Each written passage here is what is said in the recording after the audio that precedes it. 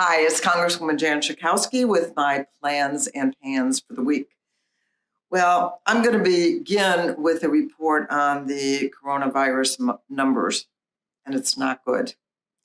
I'm sorry to say that we reached another grim milestone, surpassing 8 million cases in the United States.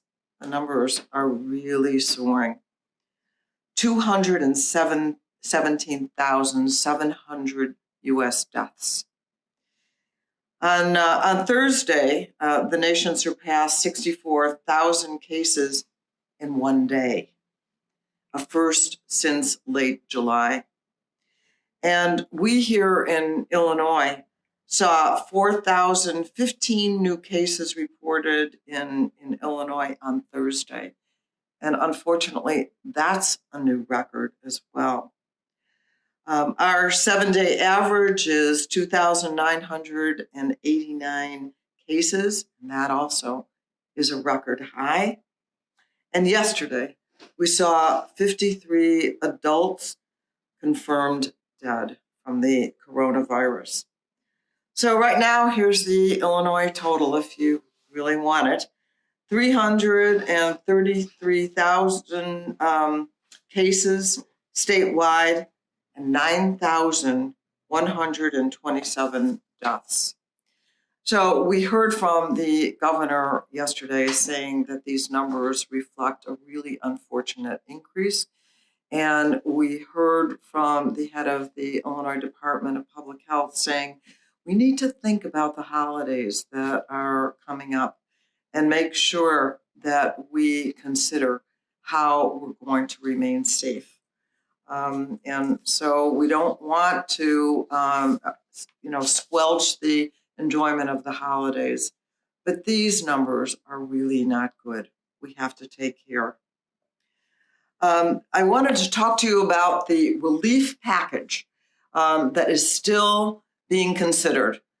In a minute, I'll tell you a little bit about the letter I got late last night from Nancy Pelosi, the Speaker of the House, about the negotiations that are still ongoing.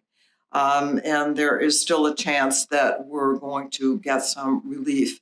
And boy, we need it. I hear from people all the time, and I think I've told you before, it's desperate. That's the word that my district director tells me about the phone calls that we're getting. And all too often, adults weeping into the telephone. I can't pay my rent. I'm afraid that we're going to be evicted. I really can't afford to put food on the table. And it's hard to understand why we can't get some immediate action, but we're definitely not giving up on that. Last week, I wrote an editorial that got printed in one of the Hill newspapers. I think I told you about this last time, but what the Republicans are pushing for is a corporate immunity bill, a bill that would, or a provision in the Relief Act that would say that no employer would be responsible if the employee is forced to go to work or lose their unemployment or lose their job, and that if something happens to that employee, that there would be no responsibility. They wouldn't have to face any kind of accountability until 2024. It makes no sense.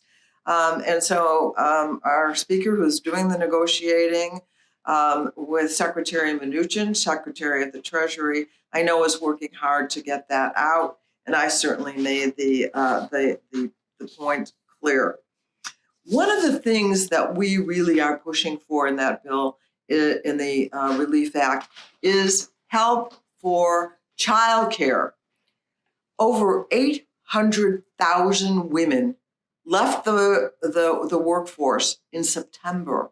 Why? Primarily because they don't have childcare. So any idea of helping families and people actually going to work without adequate childcare is just impossible. So that's definitely a priority of mine. As you well know, The confirmation hearings for Amy Coney Barrett are just finishing up. And I'll tell you, it's been really difficult. She presents herself as a very smart and a very actually nice person. But when it comes to any details, finding out, about marriage equality, about the Affordable Care Act, which she has already opined in other settings that she is against the Affordable Care Act, but won't say that she would vote against it. Roe v. Wade will not talk about that. And she's not just against, has expressed that she's against Roe v. Wade in the past. She's against in vitro fertilization. And between 60 and 70,000 babies were born in the United States through in vitro fertilization last year. I don't quite understand it, but she is not going to say whether she agrees with that or not. She wouldn't even agree to say that if the president loses, that there has to be a smooth transition of power. She was not even willing to say the things that we need to know about obeying our Constitution, which what had to do with does the president have the authority to change the date? The answer really is a straight no in the Constitution, but she said she'd have to listen to the arguments. I want to make a point to you, though. One of the things that Joe Biden is being asked all the time, do you believe in packing the court? Here should be our answer. Who's packing the court? It has been the United States Senate under Mitch McConnell and under the Republicans that have been packing the court for 4 years, adding literally hundreds of judges, some that have been deemed unqualified by other rating agencies. They're all young so that they can be there for years, adding hundreds of them to the lower courts, some lifetime appointments. And what about not having Barack Obama's nominee considered when there was a year left? They packed the court. And what about now? With an election taking place at this moment, they are packing the court. This has never happened in the history of the United States.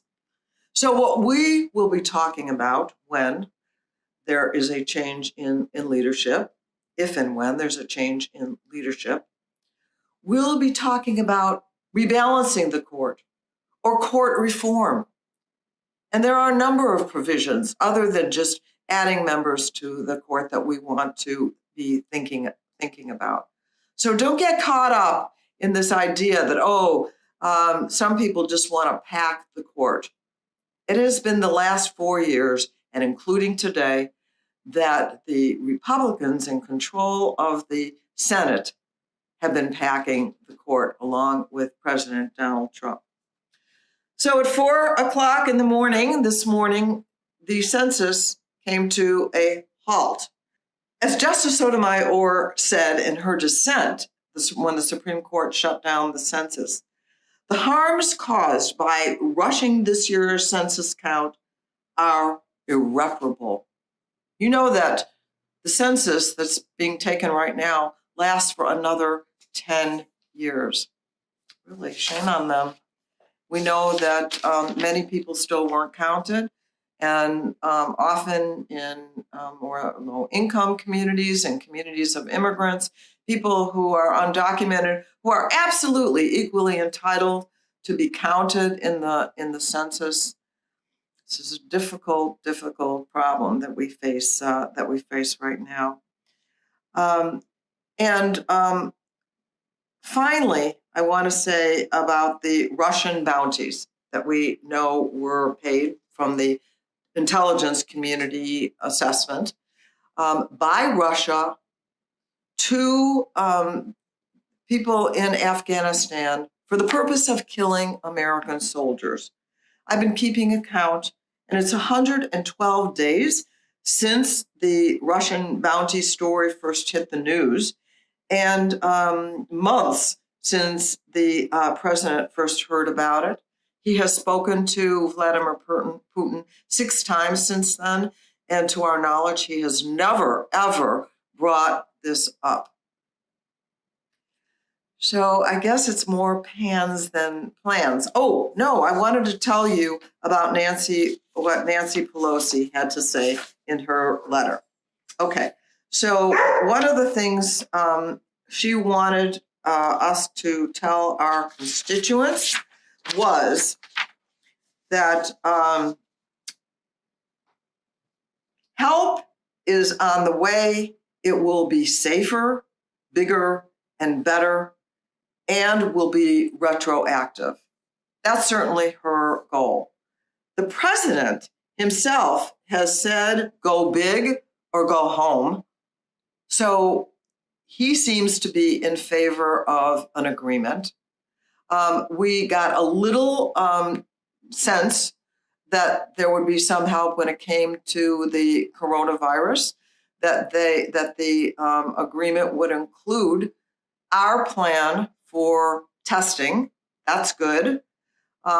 So there's a little light at the end of the tunnel that there seems to be some agreement. So we'll keep you posted, and that would definitely be a plan and not a pan, a good thing and not a bad thing.